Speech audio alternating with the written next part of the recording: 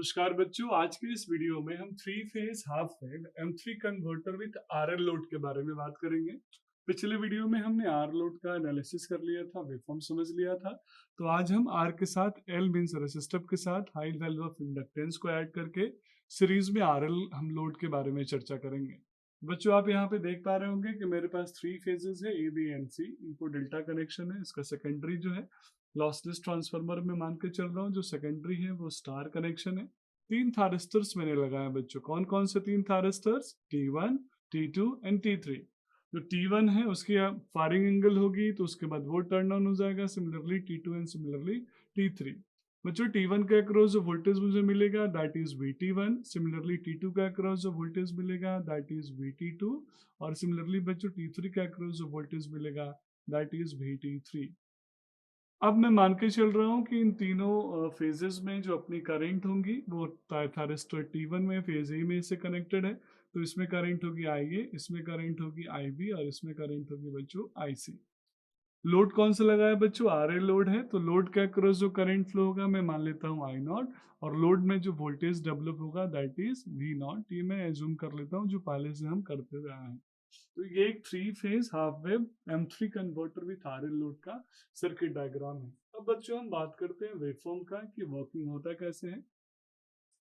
तो नॉर्मली हमने three phase का वेवफॉर्म बनाना पिछले वीडियो में ही सिखा दिया है। एक बार और मैं रिकॉल कर देता हूँ कि आप 60 डिग्री का डिविजन्स करके इसको 180 डिग्री का कंडक्शन कराएंगे और पहला और दूसरे फेज में 120 डिग्री का डिले होगा। एक फेज आगे चलेगा, दूसरा पीछे चलेगा। तो एक 120 डिग्री पहले चल चुका है तो 60 डिग्री पे चलता है और दूसरा 120 डिग्री लेट चलेगा तो 120 से स्टार्ट होता है। ये बच्चों अल्फा इक्वल टू 0 डिग्री पे मैंने इसका आउटपुट वेव फॉर्म ड्रॉ किया है। ये मैंने alpha equal to 30 degree with R load का वेव फॉर्म ड्रॉ किया है। अब इसी वेव फॉर्म में मैं RL लोड की बात करता हूँ बच्चों, R के साथ L। तो क्या होता है इंडक्टेंस आने पे? कई बार इससे रिलेटेड टॉपिक्स हम डिस्कस कर चुके हैं। हमने डायोड में भी पढ़ लिया है, हमने सिंगल फेज हाफ वेव में भी पढ़ लिया है, सिंगल फेज फुल वेव में भी पढ़ लिया है। तो बच्चों, जब भी रेसिस्टेंस के साथ इंडक्टेंस आएगा तो due to impact of load की वजह से जो इंडक्टर होगा वो इंडक्टर रिवर्स बायस अपने एंगल पे नहीं हो पाएगा। यानी जैसे ही उसकी वैल्यू नॉर्मली क्या होता था, जैसे ही नेगेटिव साइकिल बनता था, यानी जैसे ही नेगेटिव साइकिल डेवलप होगा मेरा जो इंडक्टर है उसका इम्पैक्ट नहीं होने की वजह से थारिस्टर मेरा रिवर्स बायस हो जाता तो ऑफ हो जाता था। लेकिन जब इंडक्टर होता है तो वो ऑफ नहीं होने देता है क्योंकि अपने आप को डिस्चार्ज करता है। तो बच्चों उस कंडीशन में होता क्या है, हमारे वेवफॉर्म में नेगेटिव स्पाइक्स बनते हैं। आप ऑलरेडी पहले भी पढ़ चुके हैं। मैं एक कोरिलेशन इसलिए कर रहा हूँ ताकि आपको ये वेवफॉर्म बनाना आसान सा लगे, आपको डिफिकल्ट ना लगे। तो कुछ ज्यादा नहीं होगा बच्चों, बस डिफरेंस इतना आएगा कि जो पाई/3 अगर मैं अल्फा ग्रेटर देन 30 डिग्री लेके चल रहा हूँ तो पाई/3 पे मेरा मान के चलिए कि ऑफ होना चाहिए था आर लोड के केस में। लेकिन अब पाई/3 पे ऑफ नहीं हो रहा है। ये कितने पे ऑफ होगा बच्चों? ये एक नेगेटिव स्पाइक लेके आएगा और नेगेटिव स्पाइक की वैल्यू डिपेंड करेगी इंडक्टर की वैल्यू पे, वो कितने देर तक उसको फोर्सली टर्न ऑन करके रखता है। तो इस तरीके से पाई/3। और अगला जो हमारा साइकिल बन रहा है वो कहाँ से बन रहा है बच्चों? पाई/2 से लेके फिर अगले पाई/6 तक। तो पाई/2 से लेके पाई/6 तक किसका वर्किंग होगा बच्चों? T1 का वर्किंग होगा। यहाँ पे आप देख पा रहे होंगे।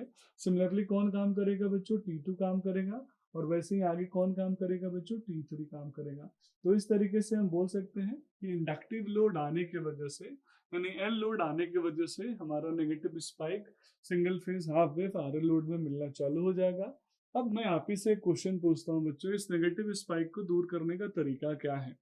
और वही हमारा अगला टॉपिक भी होगा। तो नेगेटिव स्पाइक को दूर करने का तरीका क्या था बच्चों? हम क्या करते थे अभी तक? फ्री व्हीलिंग डायोड लगा लेते थे। कहाँ पे? लोड के अक्रॉस एक फ्री व्हीलिंग डायोड लगाते थे। वो free wheeling diode negative spike को खत्म कर देता था। तो अगले टॉपिक में हम फ्री व्हीलिंग डायोड का एप्लीकेशन पढ़ेंगे। अभी हम RL लोड का मैथमेटिकल इक्वेशंस कैलकुलेट कर लेते हैं एवरेज वोल्टेज और एवरेज करंट की वैल्यू। तो बच्चों इसके मैथमेटिकल इक्वेशंस को भी हम समझ लेते हैं। यहाँ पे एक चीज और मैं आपके साथ डिस्कस करना चाहता हूँ कि जब RL लोड का अगर हम करंट का वेवफॉर्म लेंगे तो आई होप आप सब जानते होंगे इसका करंट का वेवफॉर्म कैसा आएगा बच्चों? वो आएगा लगभग में कांस्टेंट। क्यों आएगा कांस्टेंट? क्योंकि इंडक्टर है, इंडक्टर की वजह से मेरे कंटिन्यूअस सर्किट के अंदर करंट फ्लो हो रही है।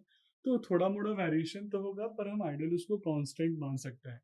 अब बच्चों हम मान के चलते हैं कि due to high value of inductance जो आई नॉट होगा वो कंटिन्यूअस मिलेगा और एक कांस्टेंट करंट हम मान सकते हैं, जैसा हम पहले भी single phase full wave RL load में समझ चुके हैं। अब यहाँ बच्चों दो केसेस में समझा देता हूँ आपको, जिसके थ्रू आप मैथमेटिकल इक्वेशंस निकाल सकते हैं। केस नंबर 1 में मैं लेके चलता हूँ, अल्फा की वैल्यू कितनी होगी 30 से लेके 90 डिग्री, यानी 30 से ज्यादा और 90 से कम होगी। आप कोई भी एंगल ले सकते हैं, 60 डिग्री, 65 डिग्री, 70 डिग्री, और उसी 60, 65, 70 के हिसाब से आप वेवफॉर्म भी ड्रॉ कर सकते हैं और उसी एंगल के हिसाब से आप मैथमेटिकल इक्वेशन जो हमने पिछले वीडियो में दिखाया, कैलकुलेट करके दिखाया है, आप वहाँ अल्फा की वैल्यू भी शिफ्ट कर सकते हैं। तो जब हम 90 से 30 से 90 डिग्री के बीच में आएंगे बच्चों, तो उस कंडीशन में T1 ऑन होगा और उसके अक्रॉस जो वोल्टेज मुझे मिलेगा 0। आप इसको ऐसे समझ लीजिए, T1 कंडक्ट करेगा, उसका कंडक्शन एंगल क्या होगा बच्चों 30 प्लस अल्फा से 150 प्लस अल्फा। अल्फा कुछ भी आप मान लीजिए, जैसे मैंने 60 डिग्री मान लिया, तो 30 plus 60 means 90 degree, 150 plus 60 means 210 degree. तो इस तरीके से हम इसका एनालिसिस कर सकते हैं। T2 की जो वैल्यू होगी बच्चों, T2 150 से लेके 150 प्लस अल्फा से लेके 270 प्लस अल्फा तक कंडक्ट करेगा, और सिमिलरली जो T3 होगा बच्चों, वो 270 प्लस अल्फा से लेके 390 प्लस अल्फा तक कंडक्ट करेगा।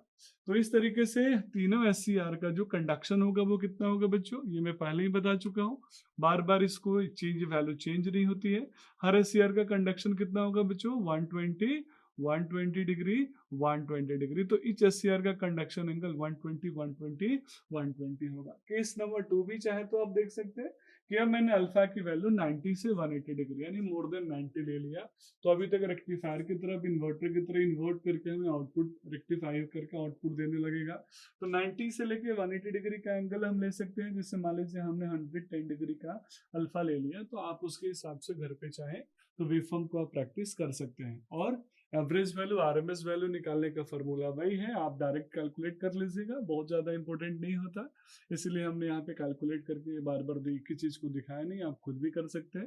यह फॉर्मूला वही बच्चों लगता है 3 फेज का, तो 3/2 पाई लोअर लिमिट से अपर लिमिट, बाकी VM sine omega T D omega T. तो आप सेम फार्मूला लगा के सोल्यूशन कर सकते हैं। लोअर लिमिट अपर लिमिट मैंने आपको बता दिया, कंडक्शन एंगल कहाँ से कहाँ तक हो रहा है।